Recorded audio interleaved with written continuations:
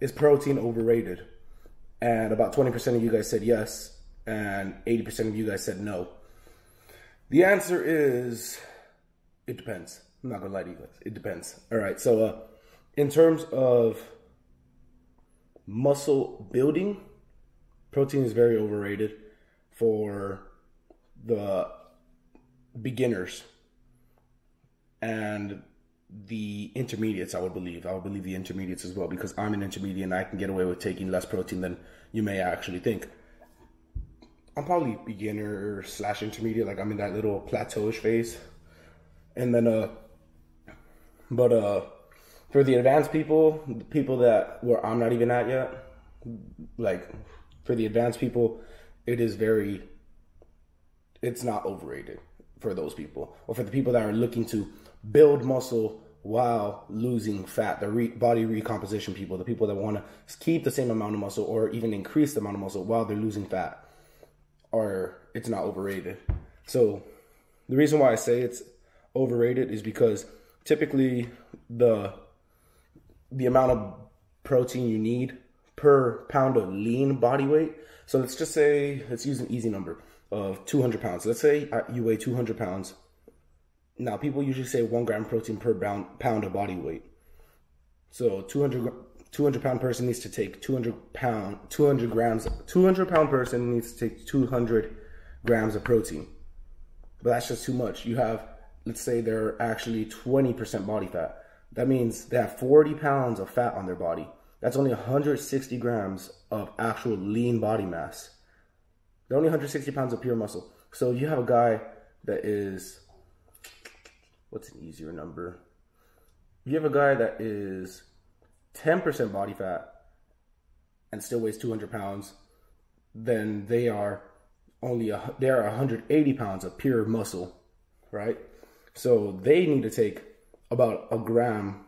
The deal is a gram of protein per lean body mass, give or take. You could do a little more. It won't hurt. It won't hurt you to take more than a pound per lean body mass, and it won't hurt you to take less either, like about 0.75. So 160 pound lean body mass would only need to take in 120 grams of protein to 160 grams of protein, but they still weigh 200 pounds. So 200 pound person, but they're 160 pounds of lean body mass. They only need 120 to 160 grams of protein. So, and I believe I am about 25% body fat-ish, 25-ish. I'm starting not the recomp, because I'm not looking to get any new muscle. I'm looking just to maintain the amount of muscle I have. And also, maintaining muscle is much easier when you have more protein. But would I rather fill up my diet with protein when I have barely any calories? Or would I rather fill it up with carbs and fats that will fuel my workouts and make me not feel so sluggish and make me not feel so drained throughout the day? So keep the number in mind that I said earlier. I said 120 to 160 grams of protein. I think I'm about 160 pounds of lean body mass-ish. I mean, I'm not going to do the exact math, but I'm around 160 pounds of lean body mass. All right. So right here, I have a diet plan for me personally. Don't follow this at all. But my diet plan, it consists of me having 1,600 calories, 1,620 calories a day for 3 weeks straight. 3 weeks, all right? 3 weeks. For 3 weeks straight with 147 grams of protein, 158 grams of carbs, net carbs, that's just not including fiber. I have about 21 grams of fiber. In total, I actually have about 180 grams of carbs a day. About 180 grams of carbs a day, but net carbs, fiber doesn't count because fiber just gets digested. That helps you get your digestive system flowing. So the actual carbs that will be used for energy is 158 grams, and I have about 29.5 grams of fat. It's low fat. It's a low fat diet for 3 weeks. Then for a week, I go on a little bit of a refeed where I eat a little more carbs. I get a little more protein because I have more calories available to me. I'm going to eat more protein, if that makes any sense. More calories available, I'm allowed more protein, and I'm allowed more carbs.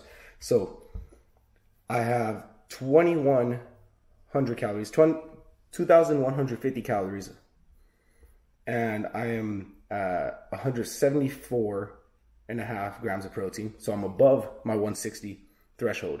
I'm above it now. And my net carbs, the actual carbs that will be used for energy, is at 188. And the amount of fat I have is 62. So we've raised the carbs by about 30 grams. We've raised the protein by about 30 grams as well. And the fat has gone up about 30 grams as well. So we've raised every single macronutrients being protein, carbs, and fat, by 30 grams. So that's where my diet plan is at. That's my personal diet plan that I am testing out. I've never really done one where I refeed every 4 weeks. And in my diet plan, if it actually ends up working about halfway through, because I'm going to go 25 weeks on this, because I have a 24 weeks actually, but yeah, I'm going to go 24 weeks on this. 25 if I include the last week, which is me doing a water cut for one of my meats, for my final meat in the next 6 months. But and in the middle of this, I have another meet going on. I should be going to California Championships, so we'll see what's up with that one. But the June meet is for sure going to happen. That one's for sure happening. And but I think about halfway through this, around the 12-week mark, if this is working, I will post up exactly what I'm eating. I will post up, because that's not going to change throughout the diet. I'm a person that if I commit to something easily, I will stay to it.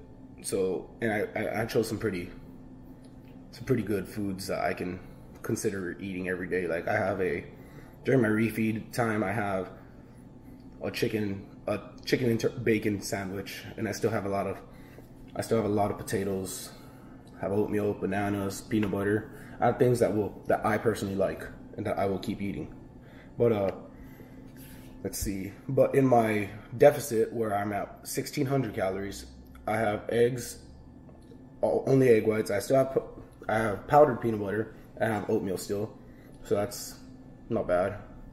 Chicken breast, but I added, so I still have the potatoes, still have the same amount of chicken breast. See, I kept my chicken breast the same. I just changed what I'm eating with it. I still have potatoes, but instead of just chicken sandwich, I'm making my own teriyaki sauce. It's not very, how would you say, healthier? It's not healthier. It's not a healthier teriyaki sauce, but at least since I'm making it myself, it's easier for me to understand what I'm eating. So, and what macronutrients I have. So, my teriyaki sauce per serving gives me about 28 grams of carbs, 1.5 grams of protein, and 0.1 grams of fat. That's not bad. I mean, that's not bad. I mean, teriyaki sauce is sugar, but it is not a bad macronutrient ratio, especially because I get to see the exact amount of calories. Like for the whole thing, the whole serving for a whole week is literally 787 calories.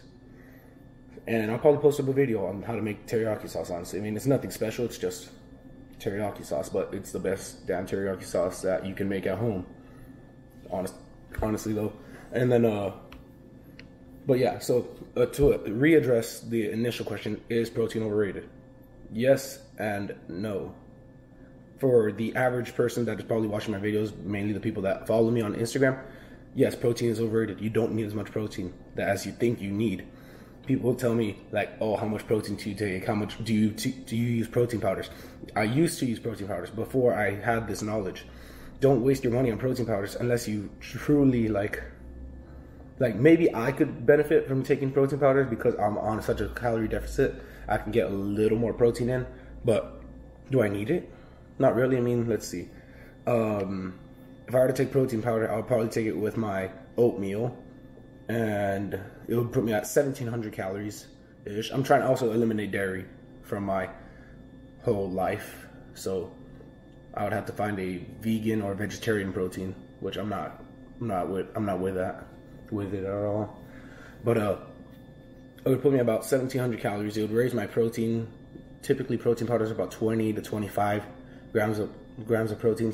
So it will raise my protein to about 167 to 172 grams. So it's not bad. My protein goes up a lot. My carbs will probably stay relatively the same, and the fat will stay the same completely.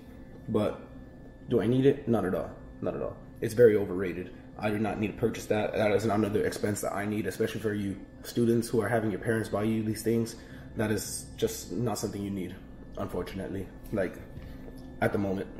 Until you get more advanced, maybe when you're a junior, senior in high school, you may need it.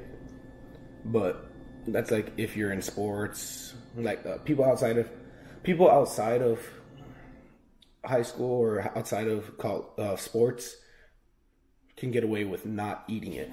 Truly, people underestimate how much protein is in things. An example, let's see. People like Chick-fil-A. Let's just say Chick-fil-A.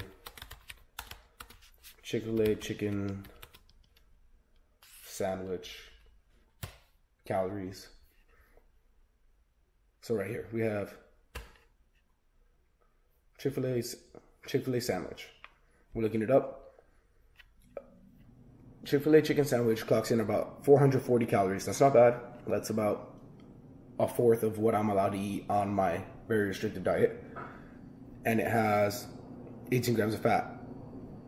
That's not bad at all. Let's see. Add a medium order of waffle fries, and you have 840 calories and 39 grams of fat.